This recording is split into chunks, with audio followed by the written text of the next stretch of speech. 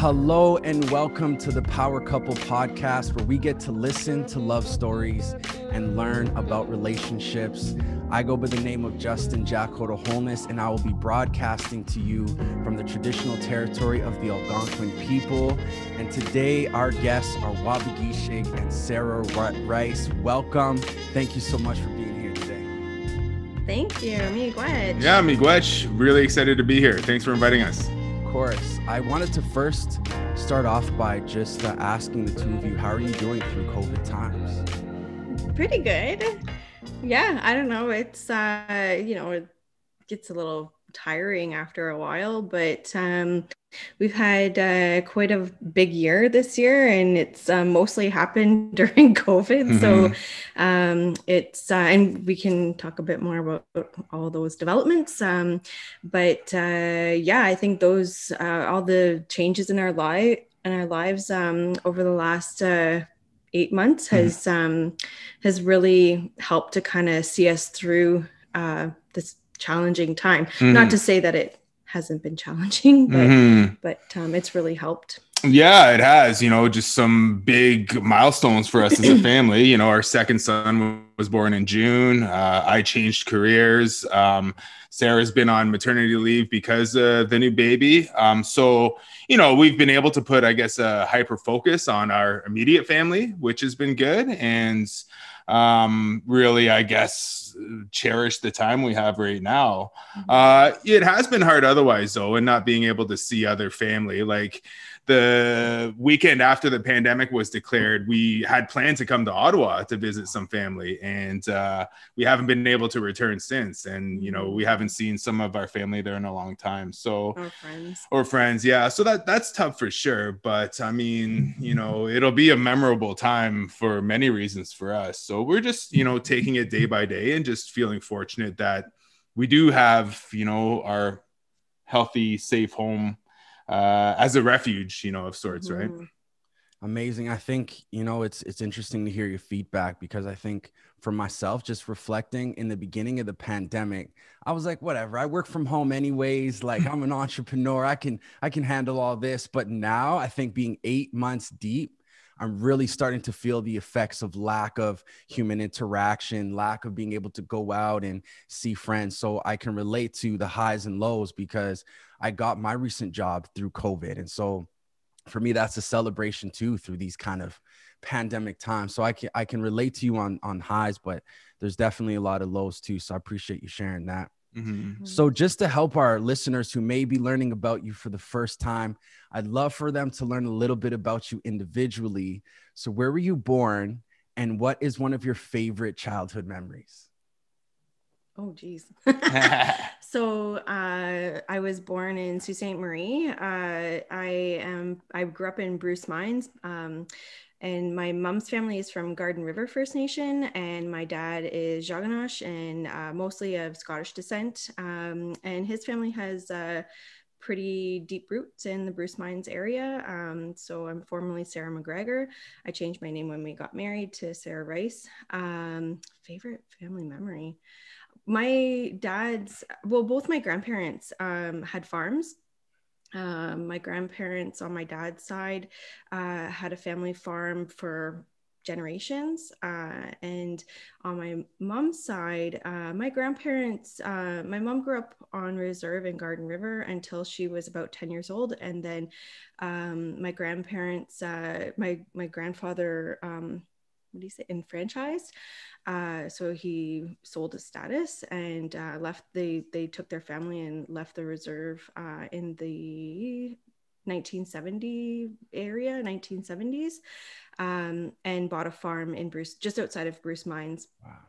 So my favorite memories are of growing up on both those farms, running around in the fields with my cousins, and really deep appreciation for nature. And we used to build forts and have these science labs in the bush, and the little ponds and that kind of thing. So really those are my most cherished memories, and family gatherings in those farmhouses, and yeah, cool. That's my favorite.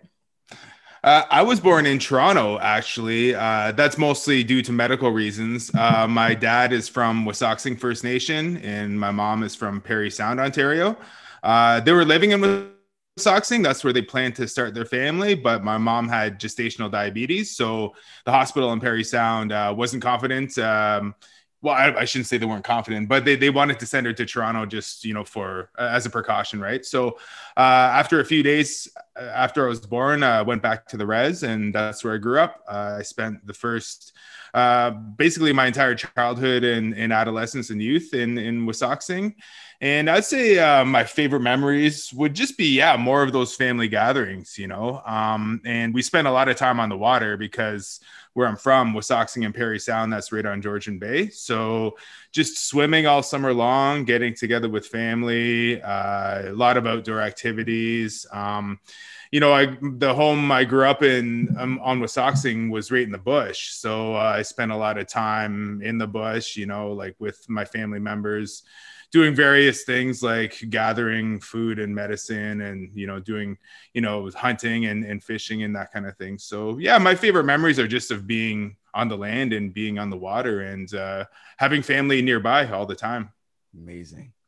And so before we dive into how you met, I'd love to learn about who was Waubgeshig and Sarah before there was Waubgeshig and Sarah. And so I know that Sarah, you did a little bit of lifting in the past, if I'm not correct. You won the bronze at the Winter Lift Provincials in 2014. And Waubgeshig, you obviously have a history in journalism and literacy. So like, what was your lives like before you crossed paths? Mm-hmm. Well, you must have deep dived for that one. So I was a lifter. I did weightlifting, Olympic style weightlifting for about 8 years. When I was living in Ottawa, it really was a hobby and to keep me fit, and I really enjoyed it. I did like CrossFit and that kind of thing at first, and I fell in love with Olympic weightlifting. And so in order to kind of like keep goals and that kind of thing, I would go to competitions here and there, and it was a lot of fun. Post kids, I can't do that anymore. It takes it requires a lot of time to train for that kind of thing, but I try and continue to, well, I'm getting back into my fitness now. But outside of that, like that, I actually would say that was a big part of my identity when I lived in Ottawa, was doing weightlifting. I really love cooking, and so I used to be really, I still am, but really passionate about food and paleo diet in particular, and I don't know, that was, I would say that was the biggest focus of my life. I was a bit of a gym rat back then. For me, pre-Sarah, I guess I was probably more career driven. I made that a priority, and I always wanted to start a family someday, but I was of the attitude that that'll just happen when it happens, right? And I spent a lot of my time, obviously I worked in journalism full time, but I, on top of that, had aspirations to become an author. So I did that in my extra time. And, growing up, I was pretty firmly rooted in our culture, having, been raised in our community, close to ceremonies and all those wonderful things. But yeah, I sort of just thought, eventually, I'll find a partner and that'll happen, hopefully. And I think it really came into sharper focus when Sarah and I did cross paths, and when we eventually started hanging out and got together. And I really realized the importance of creating something with somebody else. And it was really special to come to that realization, because it's something I don't think I really took seriously enough when I was younger, right? Because I had, you know, these goals in my career that I wanted to accomplish. And, you know, on top of that, I did all the other usual things that I still do now. Like I'm into Brazilian Jiu-Jitsu. I work out as much as I can, into music, a huge music fan. But now, yeah, I feel like I have more of a life's purpose, I guess, now that, you know, I'm part of a family. Wow. You have more of a life purpose now. That's an amazing statement, I think. So how did you cross paths? Like, where did you meet? How did you meet? Was it love at first sight? Break that story down for us. So we met through Wob's cousin, Harmony Rice. And I had, her and I are friends, and we had worked together a bit through the organizations that we were working with. So I was at the Assembly of First Nations at the time, and she was consulting, I think, for Treaty 3. I think it was Diane Kelly, Grand Chief Diane Kelly was who she was working for at the time. She was in town, and so she had messaged saying, you know, hey, let's go for lunch. And then it was, hey, I have this cousin who I would really like you to meet, and I'm just going to invite them. And I was dating someone at the time, so it was like, well, okay, whatever. And then her and I went for lunch, and it was like one of those situations where I thought, well, you know, we were going for kind of I think it was a late lunch, and it ended up being a long lunch, and I probably shouldn't have been away from work for that long, but I kept on telling myself, well, we're talking about work. And and then Wob showed up, and I had recognized his name because he was working. I actually didn't have a TV at the time. So I'd like never watched the news, but I listened to CBC all the time. And so I recognized his name because his reports would always be on the morning news and that kind of thing. So he showed up, and we were at, it's not there anymore, but it was called the Sweetgrass Cafe. And I was like, okay. Okay. He's okay. but then then I was telling him about my work. He was asking me about stuff, and he grasped onto this thing about diabetes. And I don't know, my files at the AFN included food security. And I don't know, he was like, oh yeah, diabetes. And then like, he kept on talking to me about diabetes. And I was like, dude, that's not what I was on. But yeah, it was for me, I was like, this dude is pretty cool. Like he's pretty good looking. I was like, oh no, I'm dating someone. You forgot about that for a quick second. Well, you know. Yeah, it was hilarious because my cousin Harmony had come to town for work, and we'd, you know, been texting back and forth about meeting up, and I offered to give her a ride to the airport before she left. And I was working at CBC, but that week I was working on a special project, so I had a bit of flexibility in my schedule. Like I didn't have to do a story that day. So she said, well, come and I'm meeting a friend for lunch. I want you to come and meet her. And I kind of rolled my eyes a bit because if you're niche, you know, you have a lot of relatives trying to set you up, right? And she had tried to set me up many times before, and I kind of was like, okay, you know, I'll humor Harmony and come and meet her friends.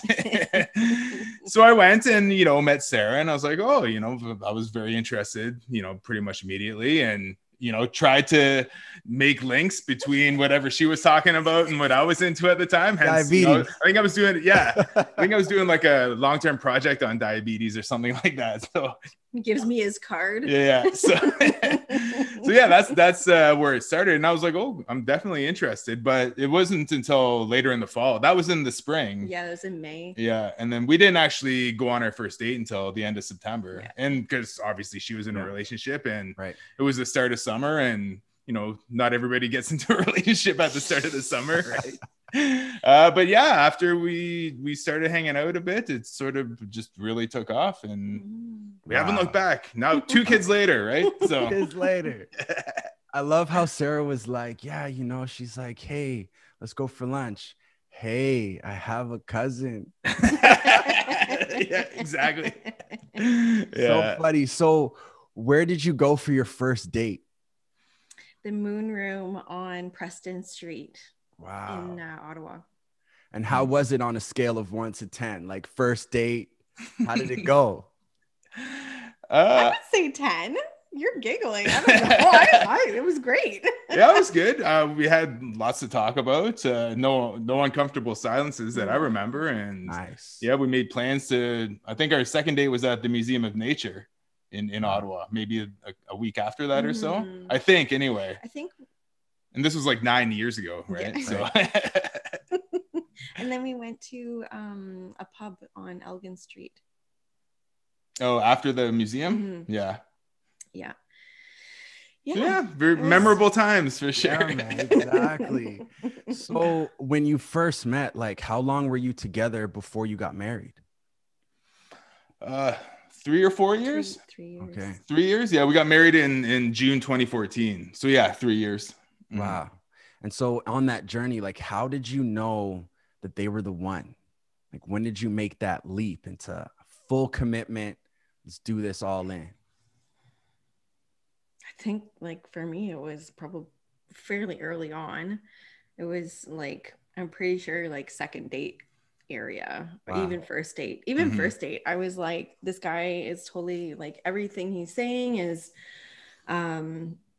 like hitting all my check marks. So before we started dating, I had like done some soul searching and like, okay, none of these relationships that I've been in the past have worked out, and why aren't they working out? And okay, like I want to get, I don't want to waste my time anymore in relationships that end it, and maybe these are good people to be friends with, but they're not the right person for me.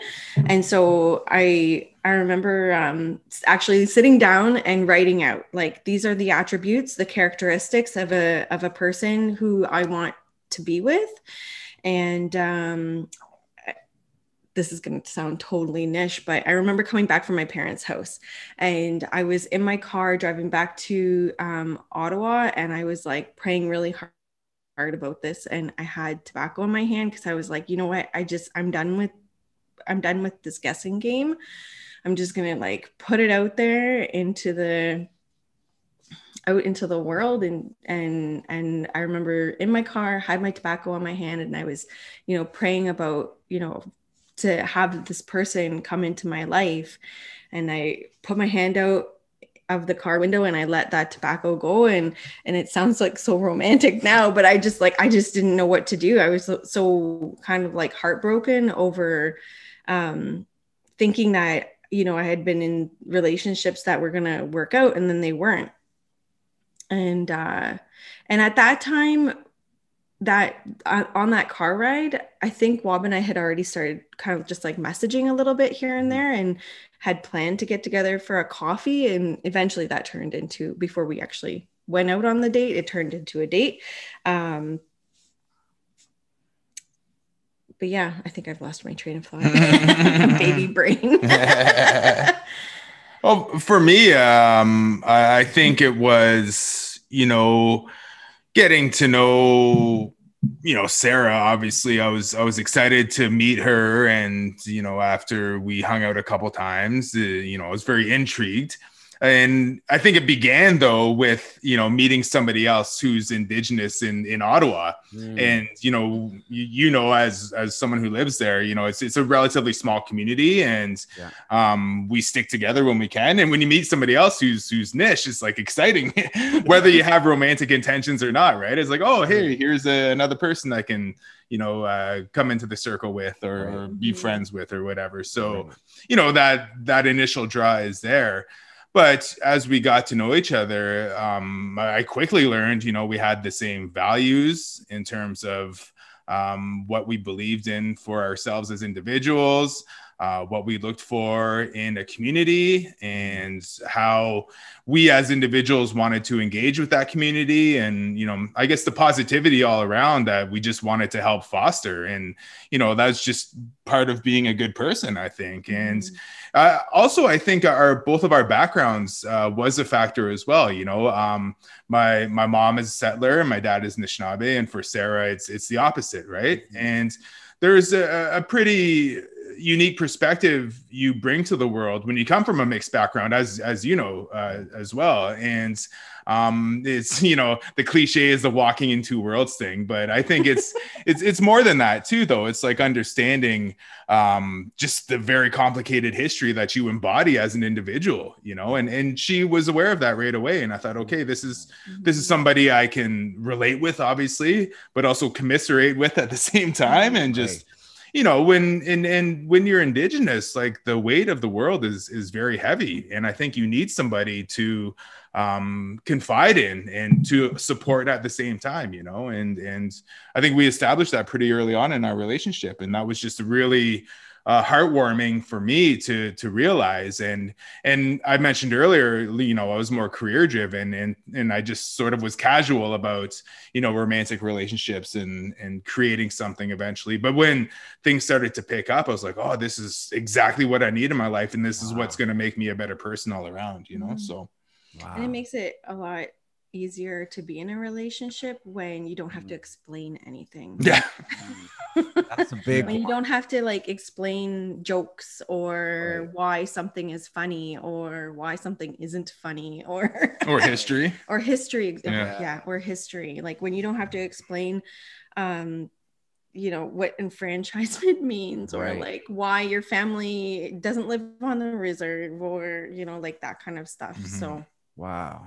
So Sarah puts tobacco down, and then together you both kind of found a common set of values and beliefs that allowed you to really build that solid foundation. And being able to share, that common culture is an important factor that allowed you to kind of really fully commit. I think that's important. Yeah. And just quickly going back to that checklist there, coming back to my point that I forgot. It was sitting there and getting to know Wob and realizing, mentally going through that checklist and realizing that he was hitting, it was almost as though I had written him out. Right. Almost to a T, and manifested him and he manifested for me. And it sounds so cheesy, but it doesn't at all though. But it, not being so specific, but I remember even one of the things was, if you had long hair, that'd be okay. But that's that's part of knowing who you are and knowing what you want, right? And that's being confident in your own self, which is important, big time. Yeah. So would you say that, Sarah, this question specific is to Sarah, would you say that checklist is important? When finding that person, do you think that it really helps you kind of have the right lens when you're looking for a partner, that you've kind of identified some important traits, so that when you find that person, you can recognize that person versus kind of freestyling and hoping for the best? Because my mom, to be honest, I'm relating to you because my mom had that checklist too. Maybe it's a women thing, I don't know, but it's she had that checklist, and as a result, she found her current husband, and I think it's working out really well for her. So I think that's my question, is just, is that checklist important to kind of help you identify the right person for you? I think so. I have, whenever, it doesn't happen too often, but if I have a girlfriend who's having a lot of heartache, or, really not sure where to go in romantic life and that kind of thing, I share that story. But I really think it only works when you have done the work for yourself. So before Wob, I went to therapy because I had it wasn't about men, but I was in my late 20s and I had a really great career. I had a great life, but I had just felt like my bottom fell out. The bottom of my, I don't even know how to describe it, but that's just how I felt, like was the bottom of my life had fallen out and there was nothing wrong. My confidence was gone. And I was a pretty confident person, and my self-esteem was really low, and just everything was kind of feeling off and wrong. And I think a lot of people go through that, like kind of a quarter life crisis kind of thing, especially in your mid to late 20s. I've talked to a lot of people who feel the same way, and, you know, some people work their way out of it themselves. And I'm kind of a proactive person when it comes to that kind of stuff. And I was like, nope, I don't want to do this on my own. I don't know where to start. Like, it was at the point where I lived on my own in my own apartment, a 2-bedroom apartment on Preston Street. I paid for it all myself. You know, like I had a car, like I had all this stuff. And I couldn't be alone in my apartment. And I would like walk around in my apartment and just like my skin would crawl from like feeling like the cringiness of not wanting to be there by myself. And so I was like, you know, I can't do this. I started seeing a therapist, and it took me like a year to kind of work through all those feelings. And I honestly, even now, I couldn't tell you what that one thing was. It was just kind of like working through different feelings that just weren't sitting right.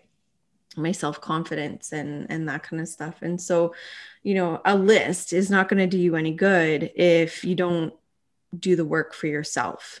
If you don't sit with yourself and learn who you are and make sure that you love yourself before, like, that is like a totally cringeworthy, like what's like thing that people say.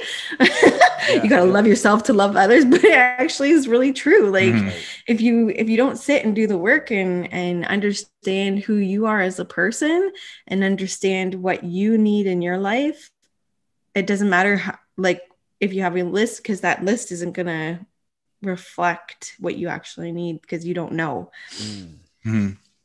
I think that's really important to share. And I appreciate you sharing about therapy. I think I love normalizing therapy and how important that is. Yep. Like, when you need that help, go get that help from a professional as well. And I think that's a really important aspect as well. So I appreciate you sharing that. So my curiosity here now at this point, so you both shared a little bit of who you are individually, what your lives were like. Who proposed and how did they propose? That was me. It's a bit of a long story. Well, I think it was sort of a foregone conclusion for both of us that we were going to end up together for good, or for a considerable amount of time anyway. And part of that was just like open conversations we had. Like, it wasn't a surprise to her that I proposed, because we talked about, you know, creating a family and, you know, a life and, you know, a future and so on. So, but we went through those, you know, traditional so-called motions anyway, of like proposing and getting married. Fun. It was fun for sure. Yeah. I don't mean to make light of any of that, for sure. But yeah, I bought an engagement ring. Tell that story. I'm going to go get the baby. Baby's awake. So yeah, bought an engagement ring in Ottawa, and we had planned this trip to Peru.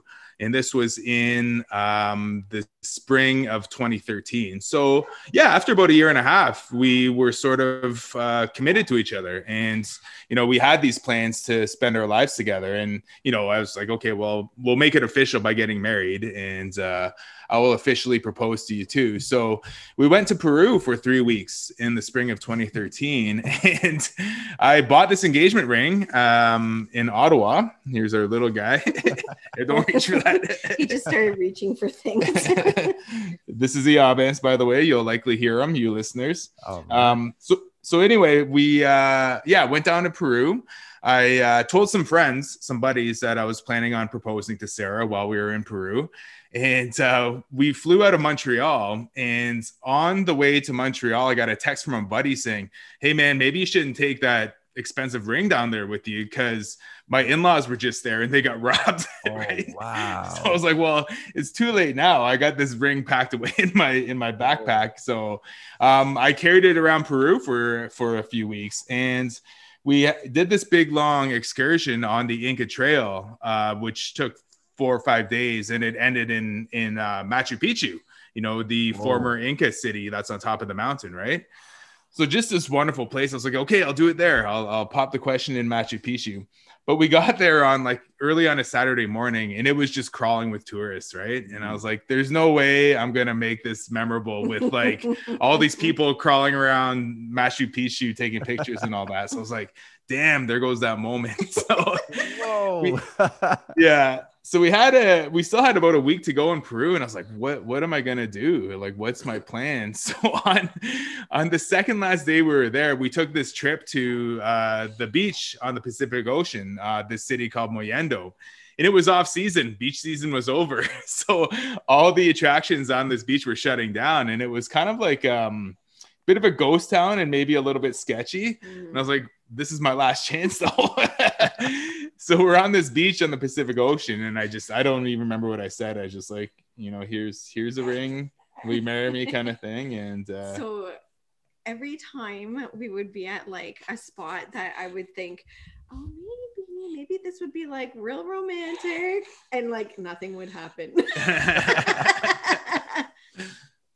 Yeah. So, but anyway, I gave it to her, but took it right back because I didn't want, he's like, you can't have this until we get in. Holy, until we get past security at the airport. That's so fascinating. Amazing. Wow. I think that's always incredible to hear those stories. I mean, they're always so different. And so I appreciate you sharing that. So just fast forwarding a little bit into both of your career paths. I know Waubgeshig, you studied journalism throughout university. And for those who are maybe learning about you for the first time, your first story collection, Midnight Sweat Lodge, won Independent Publishers Book Award 2012. You received the Anishinaabe Nation's Debwewin Citation for Excellence in First Nation Storytelling 2014. And then you left working for CBC in 2020 to focus on your literary career. So why did you choose literature and journalism as a profession, or did that choose you? Oh, that's a great question when you put it that way. I think both of those professions chose me in some ways, because I didn't really aspire to be a journalist or an author when I was younger, as a teenager, right? And I went to high school back in the 1990s, 41 years old, just to give your listeners a frame of reference there. But, I went through high school being an honor student and not really having any idea of what I wanted to do for college or university or for a career, right? So I ended up falling into journalism because I did an exchange program to Germany when I was 17. And I was invited by a newspaper published by the Anishinaabe Nation called the Anishinaabe News to write monthly articles for them. And that was a really cool experience. So that's what really exposed me to journalism. And that's what made me want to get into it. As for literature, I was always an avid reader. I always loved creative writing. But again, I didn't know how that could translate into any sort of career either, right?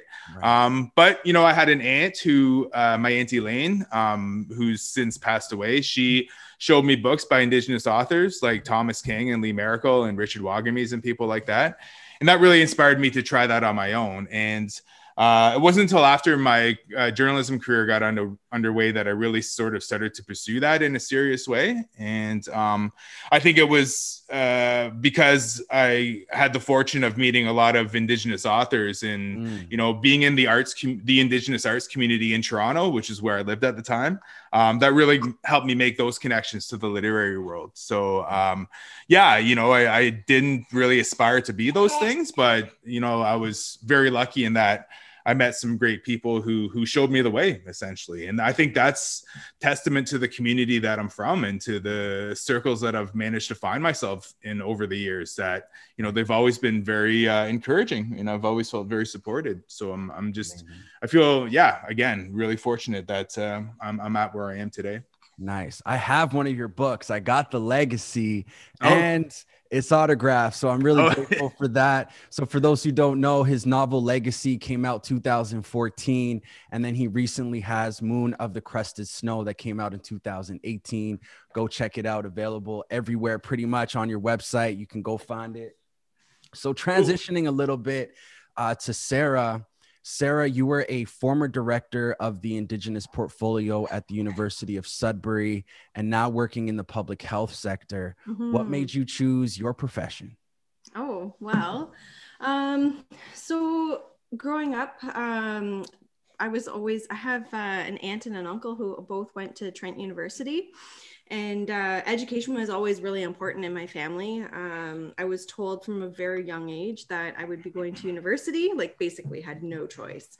You're going to university and you're also going to go to Trent University at that. I guess because one of my aunts and one of my uncles both went there. So I went to Trent University. And I got a degree in Indigenous, it was Native Studies at the time, and Environmental Studies. And then I went on to York University and got a master's of Environmental Studies. And during all of that time, I was always focused on Indigenous studies or Native studies. And that was really because of my feeling of a lack of connection to community. I really learned a lot about what it was to be Anishinaabe or Native in this country, and as a person during those university years. Like, as I said earlier, my grandfather enfranchised. My grandmother didn't have status. She was a non-status Kwe woman. And so I was raised to be proud to be Native, knew a lot politically about being Native and that kind of thing, but spiritually, both families were pretty Christian. And so it wasn't really until I got into university that I started exploring that identity more. And then through my exposure to different organizations like the Chiefs of Ontario, I volunteered with some youths doing youth stuff with the Chiefs of Ontario. I would really attribute the way in which my career started to Sue Chiblo, from Garden River. She kind of like took me under her wing and mentored me for a while, brought me around to a whole bunch of youth things when I was just finishing up my master's. And we were I think it was in Akwesasne, and she brought me to this meeting. It was a multi-day meeting, and she cornered the director of environmental, the environment unit at the AFN. And she was like, you need to hire this girl. She's going to be finishing up her master's in the next few months, and you better hire her. And so I sent my resume in, and they were hiring a junior policy analyst. And so that's where it started. And even like, just as I was starting to think about, okay, what am I going to do? Like, I really had no idea. But what I did decide at that point was finishing up university. At that point, I had decided I'm gonna dedicate my career to working on behalf of and for First Nations, Indigenous people. Specifically, I have mostly worked on First Nation files, but now it's more Indigenous. But yeah, like, that's really just been the main trajectory of my career is working for and on behalf of First Nations, Indigenous community, just to serve and do what I can, use my experience and my what I've been exposed to nationally and that kind of thing for bettering those files and organizations that I'm working for. Amazing. I like to ask that question because I think our career paths kind of put a highlight in some of the ways we've had to overcome adversity in some form or fashion. And so that kind of leads into my next question. What was a difficult situation that you both had to overcome together? When we talked about that one earlier, we were like, "Ooh, that's a loaded question." There's quite a few things. Like at the beginning of our relationship, unfortunately, we had a lot of there was a lot of death in Wobb's community, and specifically in his family. And Wobb's like he's like the steady one always in our family and in our relationship, and like I'm always like kind of up and down, I'm emotional, and in all in the good ways, and he's like the steady ship of our union, and so when he's off kilter, it really throws me. And so I would say, like, for me, that's been a really big learning curve, is how to support him, how to support a really strong person is when they're not able to be strong, has been a big challenge. So yeah, there was a lot of death in his family at the beginning of our relationship. Our first son's birth was very challenging. I had a medical emergency, and it was pretty scary. And then parenting. Parenting has been challenging too.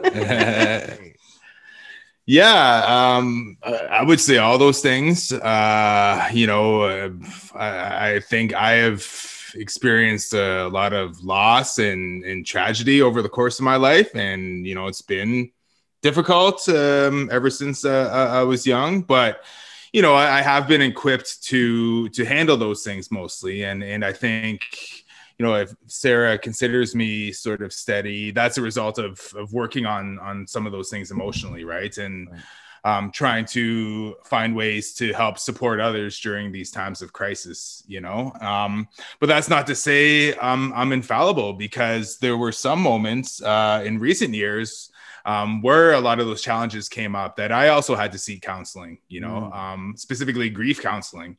And I'm very fortunate that I'm surrounded by a very supportive and understanding and really, I guess, open-minded family, but you do need an extra set of ears sometimes that's not directly connected to you when you're trying to work through some of these difficulties, right? So yeah, I'll echo what Sarah said earlier about, going to therapy or going to counseling, because even someone who's immersed in the culture or has access to those healing ceremonies, I think you still need somebody else outside of that, just in case, So yeah, getting through some of those tough times was just about having open communication, expressing my feelings, talking about how sad I was or how angry I was about certain events. And but yeah, since the beginning, there's been a lot of trying times outside of our own immediate family circle, right?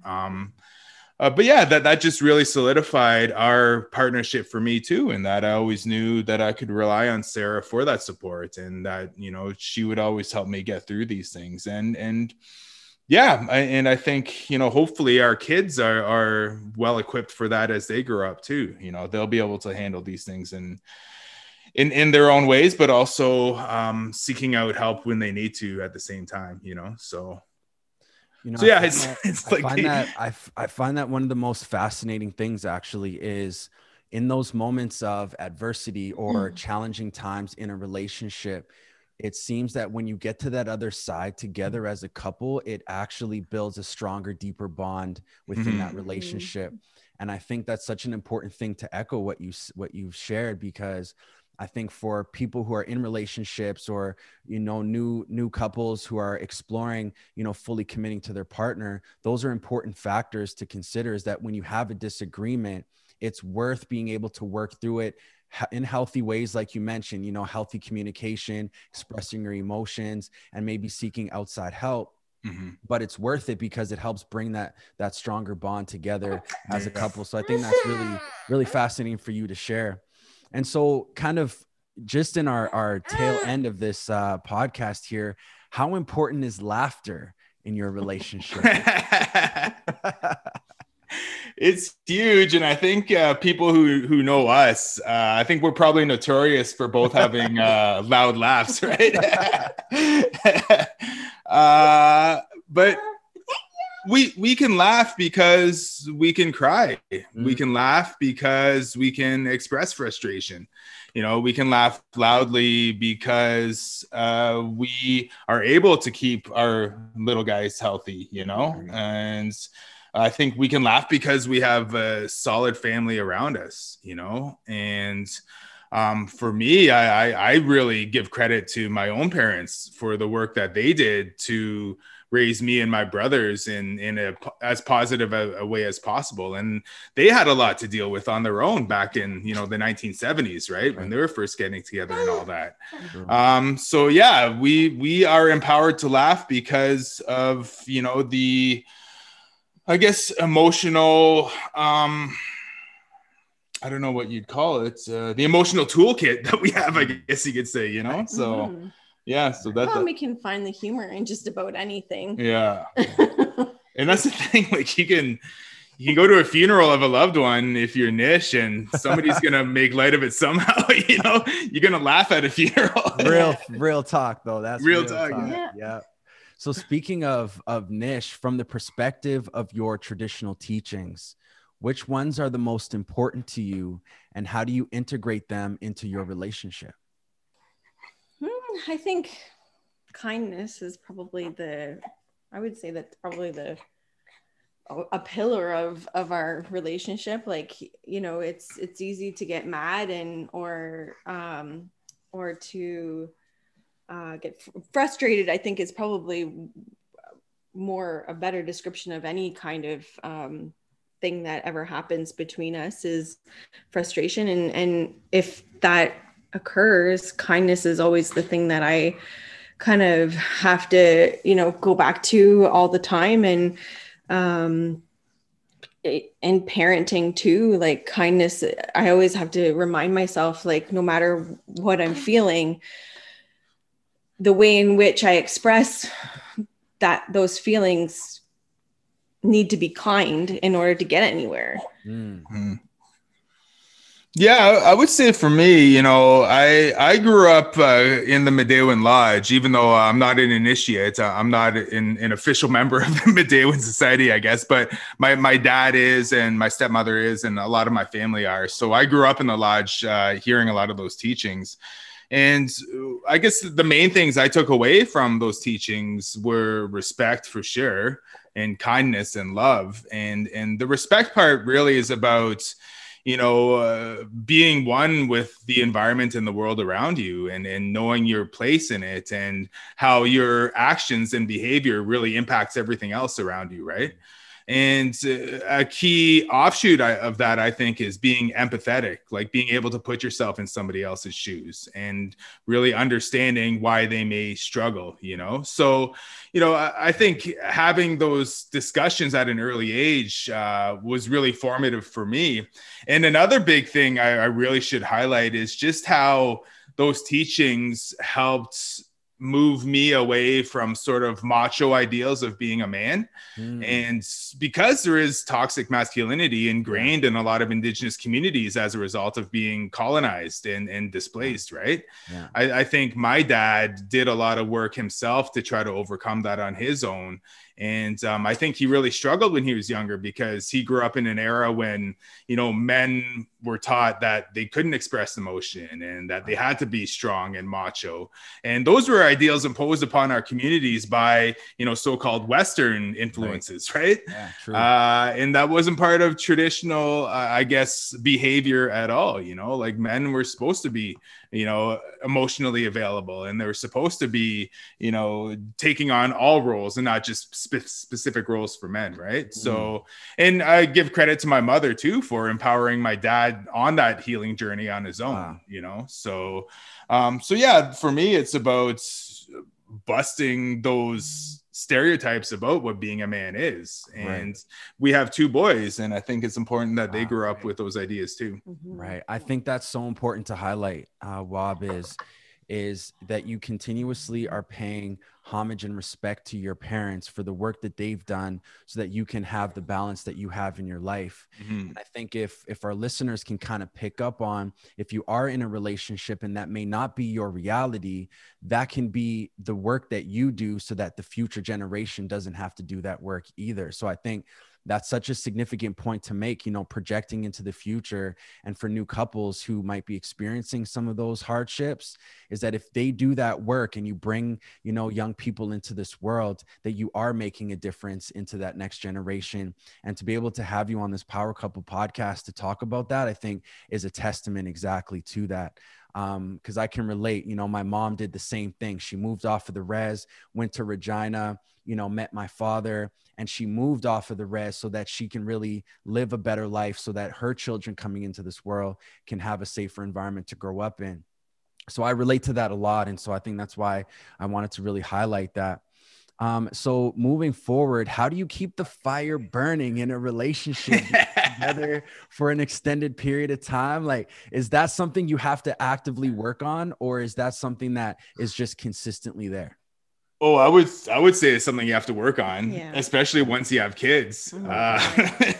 Yeah, there is little time or room for keeping that fire stoked, I guess you could say, especially with like a really little one, like with this baby, he's always awake. Well, and especially during the pandemic too, like we, in regular times, we would have family come in and, watch the kids for the night so we could go out for dinner or something. Right.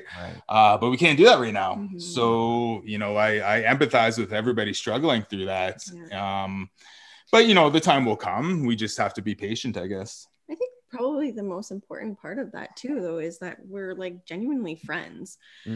Like that helps a lot. Like friends with benefits is that, but like we're friends. Like right now I'm on mat leave and he's working from home, and that could be like a really big recipe for disaster if we weren't friends. So I think that's part of that, doing the work for yourself and making sure that you know yourself, and choosing a partner who is your friend, I think is really important first, because otherwise, like, it's really hard to maintain that connection when you have little ones and you're not necessarily able to take those romantic night. Like our romantic nights are right now are like sitting downstairs while I have the baby on my lap and we're texting back and forth like funny memes or videos, and like so romantic, but like that's how we keep each other laughing. And like I think romance is you kind of have to ebb and flow through romance in a long-term relationship, and it looks different at different points in your relationship. Like right now it really truly probably is like sending funny memes. I think another big part of that too is giving space, making sure that somebody else has the time to be on their own if they need to be. And it's hugely challenging for Sarah right now because she has a baby, obviously, and our older son is almost 4, and he's very attached to her right now at the moment because he's still so young. So I have to make sure I do what I can to give her, even if it's just a half hour, to go outside for a walk. Like I gotta make sure I'm able to let her do that, right? And on top of that too, like just other small things in terms of, sustaining a good relationship is, having your own interests and making sure you are able to spend time with your own interests. Like we don't listen to the same music or are interested in the same movies or TV shows at all. But, we do that on our own because I guess that's part of your own personal identity too. Right. And just, making sure that you're still an individual, even though you're part of this, lifelong union at the same time. You have something to talk about. Yeah. Right. I think that's so interesting, is that how important it is to maintain your own identity within your relationship is part of keeping the fire burning. I think that's, and really, it takes work too, right? To maintain that personal, that your own identity. It takes a lot of work. Mm-hmm. And so support. that work is important though. And I think, you know, it kind of interconnects with what we were talking about earlier, is that when you overcome those adverse scenarios, they build the relationship stronger. And so that work effort to, you know, keep the spark alive is worth it in the long run at the end of the day. Mm-hmm. So I only have just a few more questions left, but what does love mean to you? Well, I think right now is a perfect illustration where, you know, we're spending time together doing this chat with you, which we are very honored to do. It's amazing. Absolutely. Yeah, it's really cool to be able to reflect on, you know, on ourselves, both as individuals and as a couple. You know, you sort of take a step back and put the wider lens on it, and it's like, oh, wow, you know, these are the things we've accomplished. And yeah, that's a big part of love. And, you know, as Sarah sits there to breastfeed our That's baby, that's why she's off camera at the moment. But it's, you know, that, I mean, I am so enamored by that, you know, that just fills me with love to see that happen in my home, and know that that is, you know, my life partner and our second child, you know, and she's feeding him and making sure that he's strong and healthy. Right. So yeah, I think love is just creating that foundation, really. And, you know, it's, I think we're both in some ways too quite pragmatic when it comes to considering love too. You know, of course, we are romantic and we are in love with each other, but, you know, we also see a union, a partnership as very utilitarian too. You know, we both bring certain skills to the table, and we both have, I guess, certain insights and wisdom that we can, you know, pass on to our children. And I think all of that is just empowering. And that really makes me feel love, and it fills me with love to consider all those things. Amazing. Nice. Anything you want to add? Ditto. Awesome. No, I like that idea of love being a bit on the utilitarian side, you know, like you can't always, you know, walk around with hearts in your eyes. You got, there's shit to do. And we, you know, we have kids, and love to me is supporting each other to accomplish each other's goals. And I would say that we really have very much a strong union and a strong relationship in that support, because even work wise, like we rely on each other a bit, like work wise. Wob will text me, like you were just texting me the other day asking me for ideas for something that he was asked about to do, and like I rely on him in my work, and if I'm not sure about something, we'll go over things, ideas together, and that kind of thing. And so it's multifaceted, and it's supporting each other in all aspects of life, and being interested and engaged and listening, and all of those great things.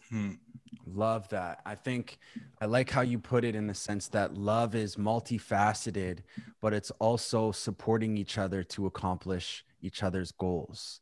I think that's such an incredible thing to say in regards to what love means to you. I think that's incredible. So I want to pose this question as if you were talking to your future sons and they're getting into a relationship. What advice would you give to a new couple? I would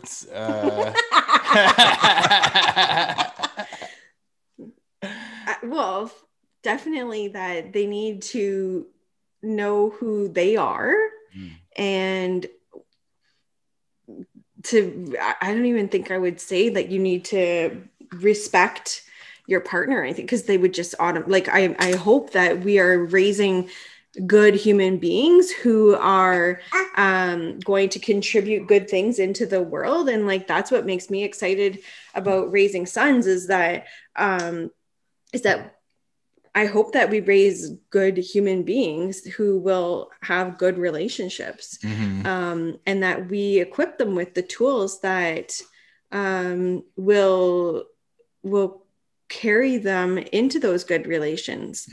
But for telling them as a new couple, it's really like, you have to be open and honest and listen to each other. And that honesty part is important in like, is this a relationship that is going to be a good relationship romantically and long term? And if it's not, be honest about that, right? Like, if that's not what is going to work in between that new couple, then there's no sense in continuing that.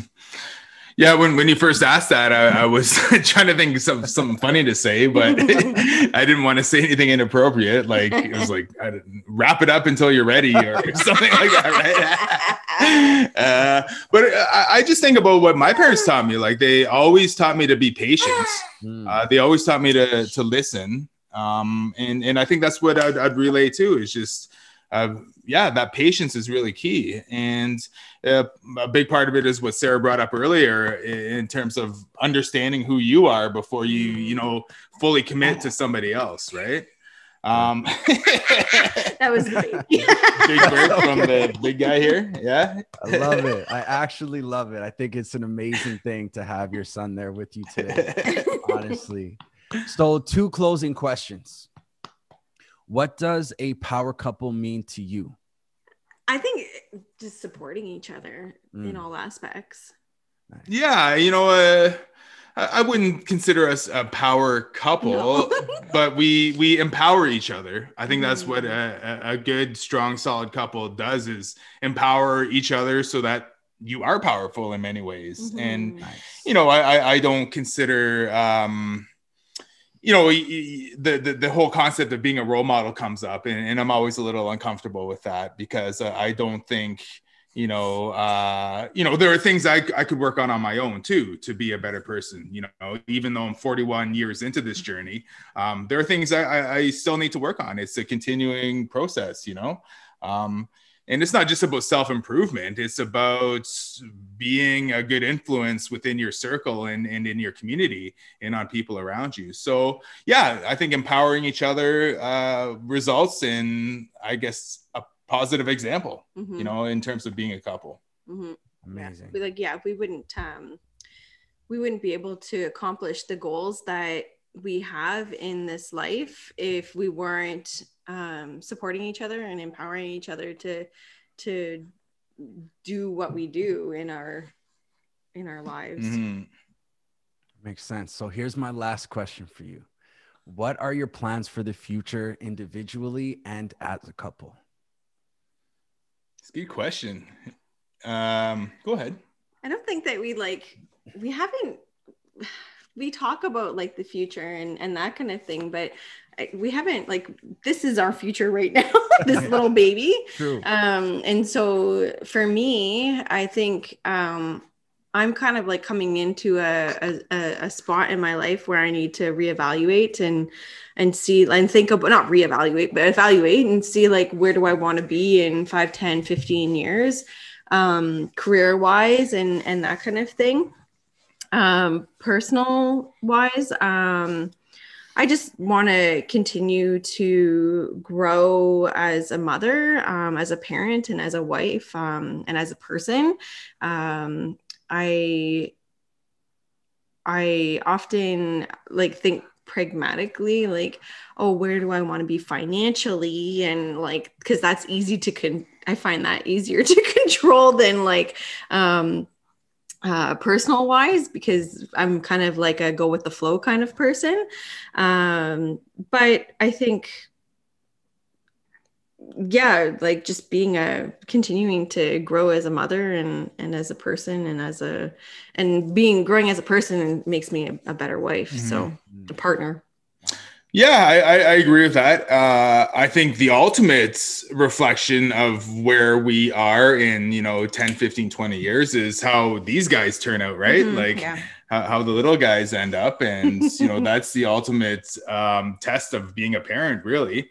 So I guess that's probably my priority, is making sure our two children grow up to be, kind and respectful and happy and healthy kids and people. And if they aren't, then that's okay too, because we're all going to work together on that, on doing whatever we need to help each other.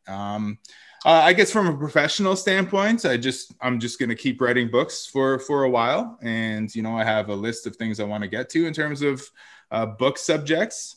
And personally, I'm working on learning Anishinaabemowin, our language, properly. And I would like to become a fluent speaker someday, and I would like to be able to teach these guys a little more. But that is an ongoing journey too. So we'll see how that ends up. Thank you both so much for joining us here today on the Power Couple podcast.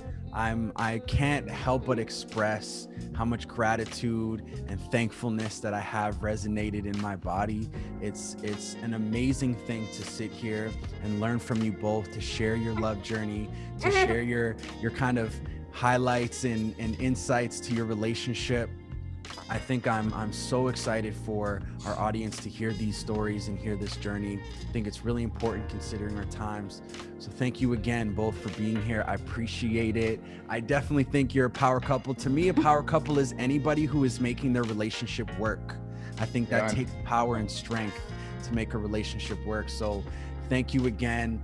Wash Day, appreciate it. And we will stay in touch. Okay. Yeah, Chimigwech, brother. Really appreciate it. This has been a really cool experience. Mm-hmm. Yeah, it's really neat to be able to take a look at who we are as people and as a couple and as a family. Yeah, it was fun. And yeah, maybe we don't do that enough. So maybe we'll do our own personal reflections every week or something. But yeah, thanks for such a great conversation. Really loved answering those questions, And I think this guy's had enough. So. All the best. Thank you again. I appreciate it. Okay, take care. Miigwech. Take care. Wash Day.